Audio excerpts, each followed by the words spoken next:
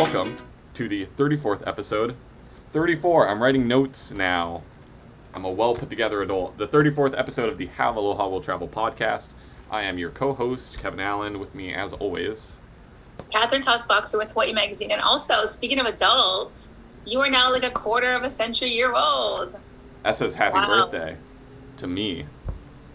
It's your birthday. It is my birthday today, the day we're recording this, which is pretty fun. Wow. I know, it's weird. 25, who would have thought? Oh, I don't know why you think 25 is such a, milestone and death happens the next day or whatever. I just don't like getting older.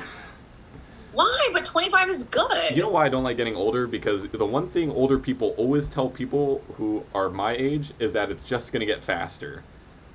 Oh, I never heard that before. Really? I hear that constantly, and it is terrifying. Like, your life is over in a second kind of thing? Yeah, the years just speed up. Oh. Is that true? No, I just think when you get older, when you're 25, people still perceive you as a child. I mean, I perceive you as a child, but when you're 25, and then when you get older, there's just kind of more built-in respect with your age, I feel. So I liked it better when I was older. That is kind of what I'm enjoying. You still definitely treat me like a child, but other people don't now, which is kind of nice. What do you mean now? Like from yesterday to today? Yeah, exactly.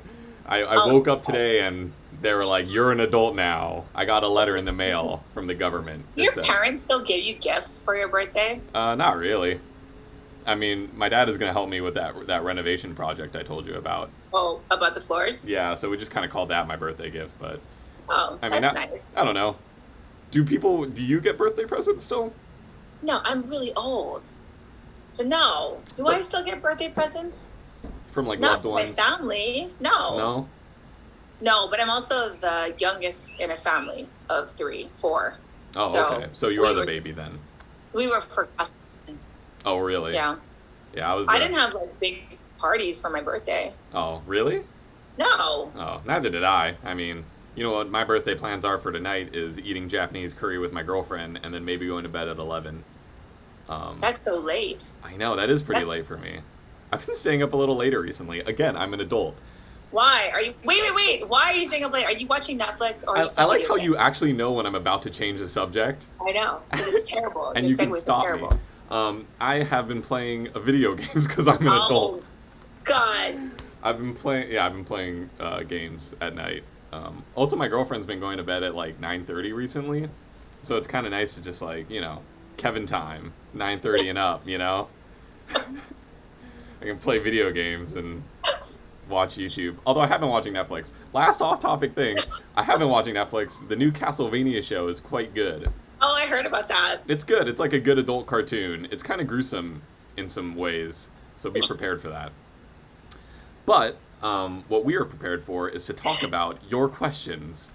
Not my questions. Not your questions. I was speaking to you, the viewer, the listener. Okay. Also, if you notice an improvement in audio and video quality, it's because your boy got a new laptop. 2020 MacBook Pro, baby.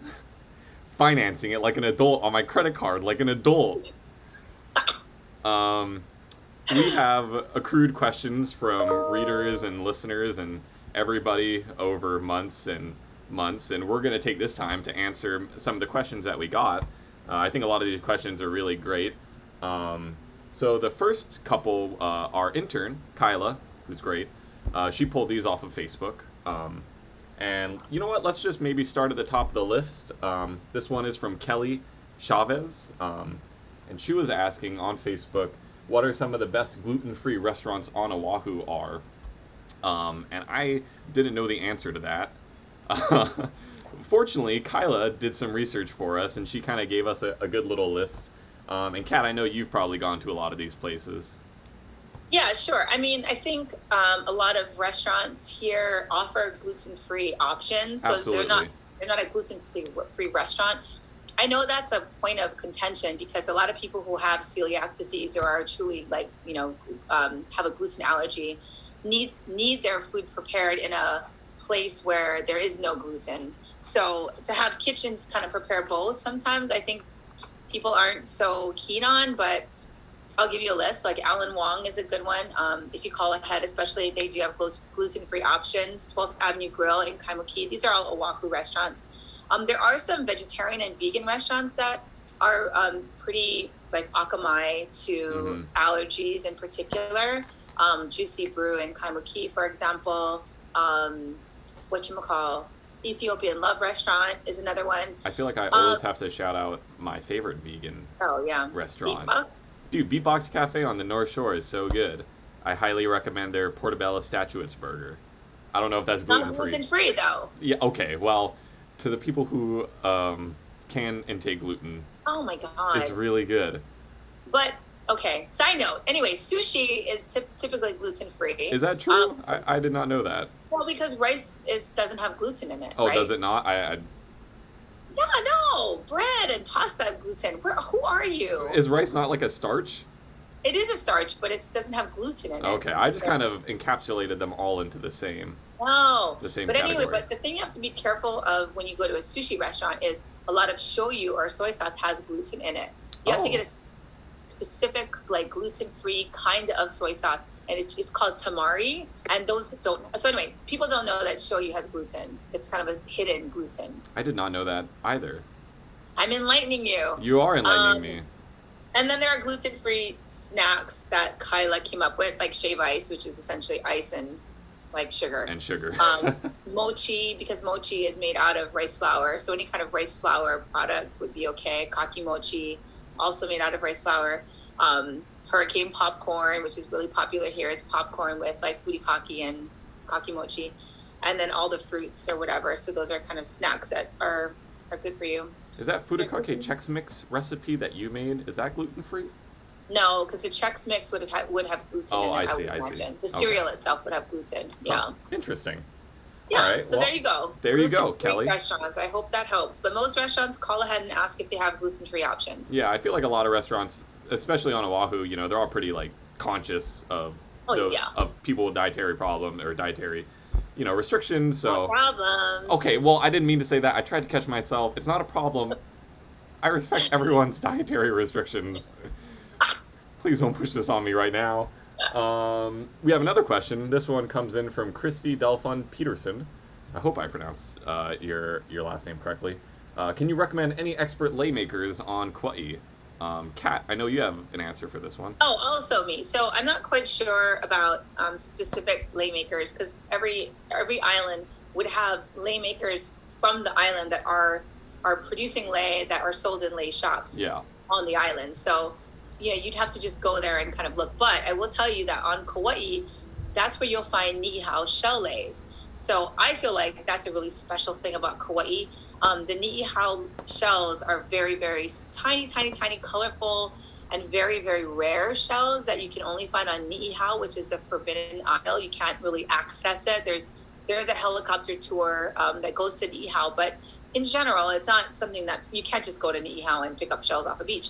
So when these shells are collected and they're crafted into lei, these lei are super besides being just totally beautiful, they're what is the word? They're just high value leis. I was gonna say they're very expensive leis. They're expensive, but also part of it is the craftsmanship that goes into sewing these leis or stringing these lei. It's not just like getting a needle and sticking it through a flower. It's there are not a lot of people who know how to do it, but there's a lot on Kauai. Okay. And that's where you can go and get ni'ihau lei. And our favorite place is JJ Ohana in Hanapepe. We went there, remember? We did go there. Yeah, you made it a point for us to go there. Yeah. And the ni'ihau lei that they had on display there, you can see them. They're incredible. Like countless hours. I can't even imagine how long it would take. It's like several of your 2020 MacBook Pros. They were very expensive as well. Yeah. Yes. So anyway, I would recommend going there. They've been in business for like over 25 years, and they're good people to talk to, and their leis are authentic and well crafted. And I think if you're looking for a lei on Kauai, that would be the kind of lei I would look for. Yeah, and I love that shop too because it was a very hole in the wall kind of shop. Like right next door, there was like a convenience store. Yeah. It felt very homey. I know it's not Kauai, but Oahu, there are a lot of lei makers, and it's actually pretty easy to find like lessons or groups. Like I know Meliana Estes She works with the Queen Kapiolani Hotel, and they do workshops and classes there. And we actually did a Q&A with her, so I'll put that in the show notes. And as well, I know, again, this isn't, sorry, I'm going off topic once more. All day. But Hanaho, which was a shop that I went to recently on the Big Island, it's not lei making, but it's lauhala weaving. And again, it's like, you can see the amount of craftsmanship and like just how much work goes into every single piece. And they do workshops as well. So I hope that answered your question, kind of. We answered it in a roundabout sort of way. I think we maybe gave a better answer than you were expecting. I hope so. I hope so. And oops, I went off the tab. There we go. This one was, we both were kind of confused by this next question. It's about stacking rocks in Hawaii. Yeah. And maybe, okay, so we both kind of had to Google why people stack rocks, because we thought maybe it was because Hawaiians did it, long time ago to make shrines or Oahu. And these were, very carefully crafted stone rock shrines to, for their gods or for religious reasons or ceremonial reasons. But it's kind of become like a thing to do on beaches. I don't even know if it originated here as a thing to do. That's the thing I'm confused about. Yeah. So I looked it up because I know people come to Hawaii and they start stacking rocks on our beaches, and I've seen this when I was a kid, and I didn't really understand it, and I did assume that it must be some kind of like Hawaiian cultural practice that is now being appropriated by visitors to the islands. Like they don't know the significance behind it, and so we shouldn't do that because it's not being respectful to the host culture. But as it turns out, I don't think Hawaiians even did that to begin with. So I'm confused about it. So I did some research, and I remember, I was just telling you earlier, I'd seen this show where people were stacking rocks on the beach on the mainland. And I thought, oh, that's interesting. Like, did they come here and learn it and then go there and do it? But I found this BBC story about a beach in Scotland where people are doing this so much that the Scotland government is like, can you guys please stop stacking rocks? Because for all the reasons why you shouldn't stack rocks here, the whole idea is to leave no trace. You shouldn't disturb nature. You shouldn't be disrupting anything. Just don't touch stuff and don't move things. Yeah. Period. That's it. Why do you think they do it though? Why do you think this article talked about Instagram and how people were doing it to take pictures to post on Instagram. For the gram, you mean? Well, I guess. I mean, but I still don't understand. I mean, I guess it looks pretty. I was gonna ask. I wouldn't be very impressed if someone on my Instagram feed posted like 5 rocks that they stacked. I know. I don't get it. People are like jumping off mountains and, doing really dangerous stuff, and you're like, yo, I stacked these rocks. It looks sick. No. Like, what? I would rather see the beach than the rocks you stacked. I don't get it. By this. This question, maybe it'll remain unanswered. We don't really know the answer to that one. What we do know the answer to is this next question. You kind of talked about acting responsibly in our nature and in general when you're visiting the islands. Melissa tapped us on Instagram. She actually had a few questions, but we'll go over this one first. She was wondering, and I love this question. It's actually a really great question. It was how to kind of act responsibly in a cultural sense as well as just responsibly in a social sense when you're kind of visiting the islands, which I think is a really good question because, I think Hawaii is such a different, abstract, society. We have a lot of rules here and things that, unspoken rules that aren't really, prevalent on the mainland or overseas. Mm-hmm. So I think it is easy to kind of make mistakes and not even know you made a mistake here. So yeah, she just wanted for us to give her some tips on, maybe a few things on how to act responsibly here in the islands. And I think, you just touched on it, really leaving no trace when you visit one of our, many gorgeous natural hikes or beauties. Just respecting the aina, I think, is really important. Yeah, I mean, so our Hawaii Tourism Authority had commissioned a bunch of videos that you can find. We can find it in our show notes. We'll link to it, where they went over different ways to be culturally sensitive and to behave appropriately in Hawaii. So I think those are really good to look at before you arrive in the islands. But I think it's just being a responsible traveler, period. Like, it doesn't matter if you're coming here or if you're going to Ireland or wherever. I think there's just different, you just need to be respectful that people live here, first of all, whether they're of the host culture or not. People do live in these beautiful places that you visit. So, like, pick up your trash and,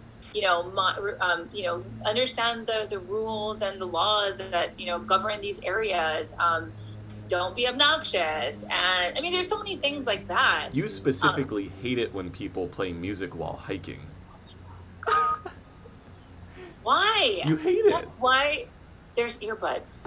I don't need to listen to other people's music when I'm hiking on a trail, because I'm going into the forest to listen to the forest, not like gangster rap or reggae or whatever. I don't need to hear it. You'll talk to them.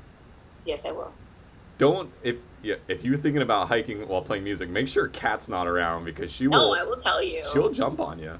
Yeah, it's just rude. Like, it's also being respectful of everyone else who's using the same, trails or beaches as you. Yeah, definitely. It's terrible. But you should. Go ahead. Oh, sorry. I was just thinking. I feel like when people do travel, sometimes they feel like, oh, I've spent a lot of money on this trip, and they kind of forget that other people, who just live in Hawaii and have lived in Hawaii live here. And especially, like, one thing that kind of gets me that I wish maybe some visitors would do is go a little faster on the roads.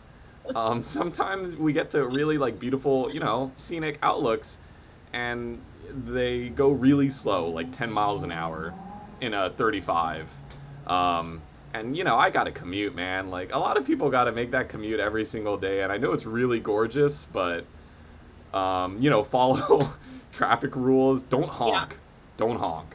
Yeah. You're going to get scrapped if you honk. We have a lot of rules in place that sort of preserve our environment. That's a kind of a big thing, because we have a very unique ecosystem here, and we have plants and animals that are endemic to our island. So, and it's very fragile. Yeah, it is. It is. We're the most remote, most isolated, populated place in the world, right? Yeah. So we have a lot of unique things here. So it's things like, we have very strict regulations on what can be brought into the islands and what can be taken out of the islands, which makes a lot of sense. We don't have snakes here, for example. And, there's an infrastructure set up to ensure that we can sort of protect and preserve our natural environment.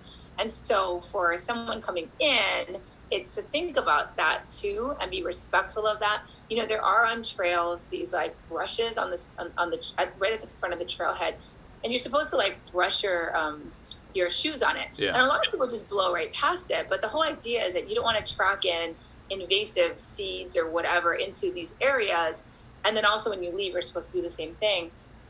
It's that kind of stuff. I mean, even on Molokai, when I went hiking, we were going to take our rental car to this one particular area, and we had to get access from the Nature Conservancy to get there. So you had to stop at the Nature Conservancy office to pick up your permit. They hosed the car down with Clorox. Really? Because they didn't want anything going into this pristine area. Yeah. And it's stuff like that. I mean, it was a little bit of a more work than I was imagining, but I get it. And I think you're right. People feel entitled, like, well, I paid all this money and blah, blah, blah. It's like, yeah, but you don't have to be a jerk. I mean, you paid all this money to see a beautiful place, but if you ruin the beautiful place, then there'll be no beautiful place to come to. Yeah, I feel like that really is a big thing for us is, I think people, especially people who live here, we know how beautiful Hawaii is, and we really, really want to keep it that way. So maybe that's why there's like a lot of restrictions in place, and, why people really do get pissed off if you litter here. Like, don't litter, or else, we have some very vocal, angry people who will get on you about that. When you're going to the beach, make sure you pick up all your trash. Don't do any bonfires with pallets because there's hot, rusty nails in there. That one's more actually to locals. You guys stop doing that. Yeah, I was going to say, that sounds like something from your past. Yeah, that's definitely a North Shore thing. I wish I told my high school self that, although I doubt my high school self would have listened to me now. No, but gee, it was only a few years ago, and now you're just old aging man. Almost a decade ago. I know, I'm an old aging man now. Great. Well, I think that was a pretty solid response. Also, kapu means keep out in a cultural sense. A lot of places will have kapu signs. That just means keep out. There's a lot of private property on Oahu or on all the islands that you really don't want to trespass over. It could be someone's yard, so make sure if you see that sign, just don't go in there. Great. Melissa had one more question, and that was, she was wondering where she could find some really great Maui happy hour specials on Maui specifically, which is a bad question for both of us because neither of us drink. But happy hour could mean like food discounts. That's true. But how many people are going to happy hours for food discounts? I do. I know. It's because we're both dry. Neither of us drink alcohol. Although I have been having a cup of red wine every night. I see your collection in the back. If that's what you're alluding to. Yeah, thank you. There's like 4 of them. Because you're getting older now. It is. It's because I'm a mature adult who drinks wine. But I found this really great website, and I'll put it in the show notes. Melissa, hopefully this answers your question. It's called MauiHappyHours.net, and it is exactly what you would think. It's like almost every single freaking happy hour on Maui. You can browse by city, so Makawao, Napili, Paia, Waikapu, Wailea, Wailuku. You can browse it by region, west, south, central, and upcountry, and you can even browse it by time. So that's like anywhere between 8 a.m. and 1 a.m. I don't know who's having their happy hour at 8 a.m., but you can find it there. No judgment. Hey, no judgment. They also have a full list of all the bars that want to be sponsored on their site, and there are a lot of them. Sorry, not sponsored, but shown on their website. And what I actually thought was kind of cool, it's kind of like a little further down, but you can actually sort by, here we go, whether you want outdoor seating, whether you're looking for dessert or trivia, whether the place is pet friendly. So this is a great website if you're looking for Maui Happy Hours, MauiHappyHour.net. This is not sponsored. I know it sounds like an ad, but it's not. It'll be in our show notes as well, though, so you can check that out. And I have one last question. Man, we're just burning through these, although, we're making pretty good time. Emily from Instagram, she messaged us asking, she's thinking about moving to Oahu specifically. She's a recent graduate. She's actually from Germany. She's German. She's a recent graduate in sports management, and she's kind of looking to, change of pace, change of scene. She loves the beach. She loves hiking, all that kind of stuff. She's seems like a real outdoor person. And she wanted to move to Oahu and asked us if we had any tips. Any tips, Kat?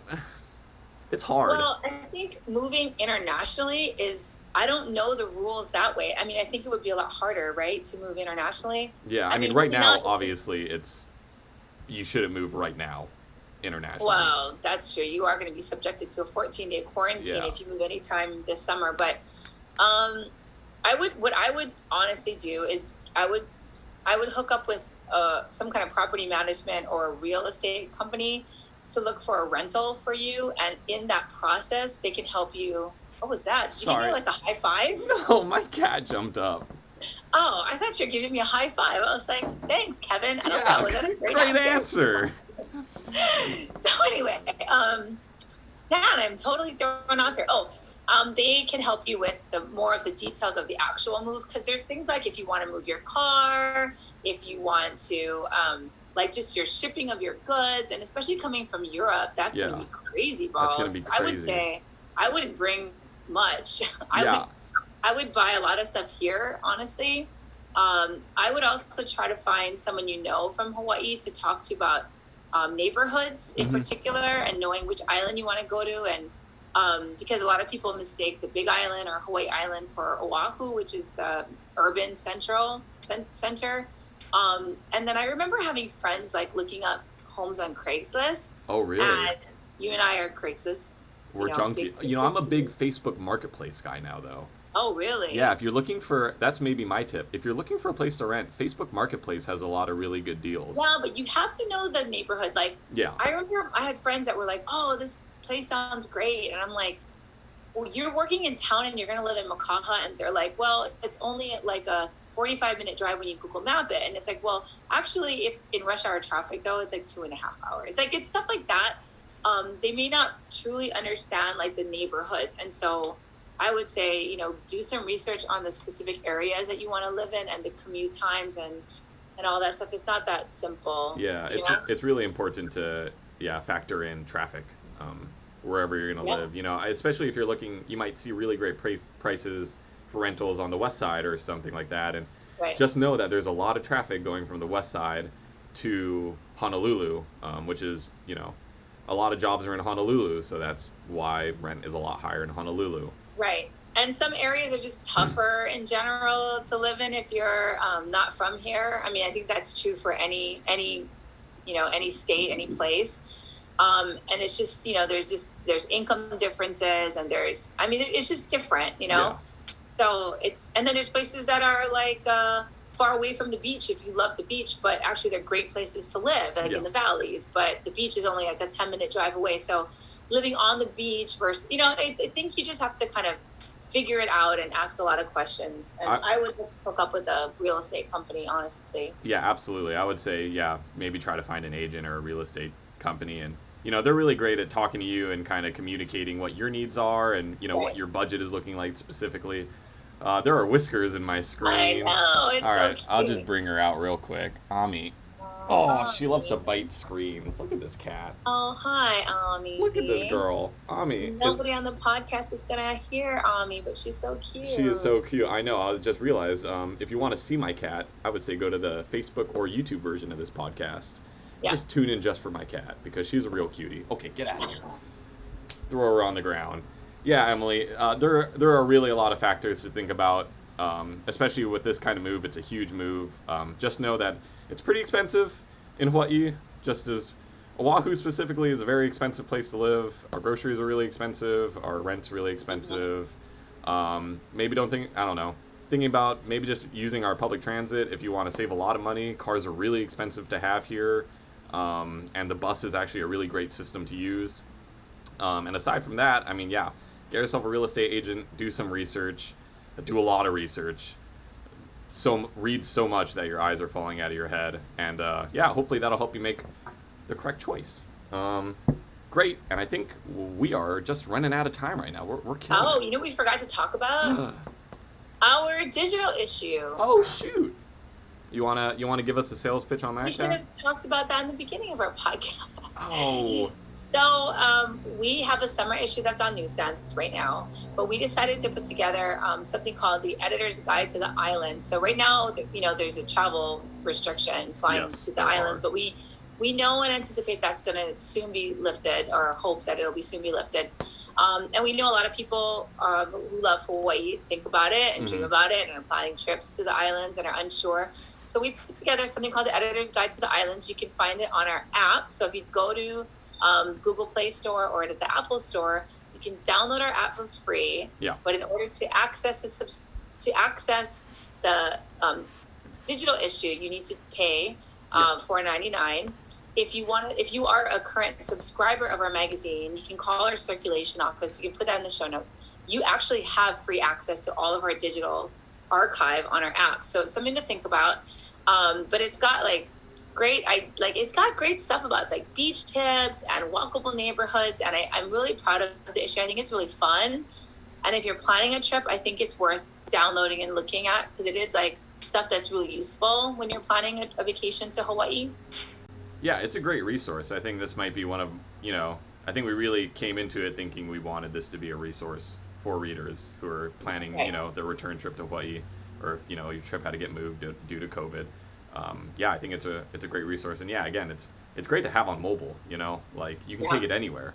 You can be in one of the walkable neighborhoods we talk about, and you can have that map on your phone, looking at which shops to go to. Right.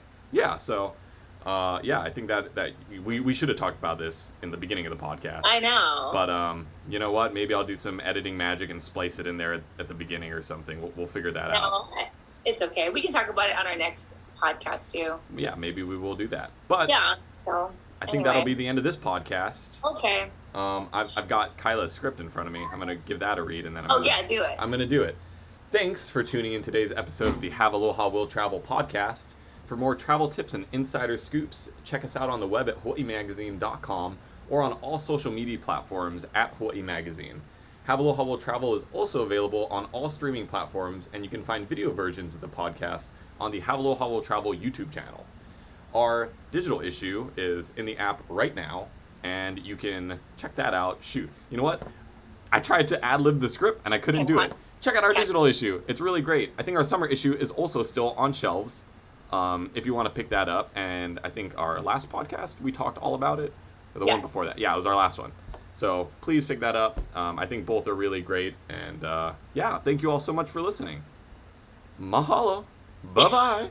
Bye. Okay. That was so odd. Was it? Your ending was strange. Was it really? Kind of. It was a little too put together, that's why, I feel like. Yeah, Maybe. This can be the real ending to the podcast. I'm still recording.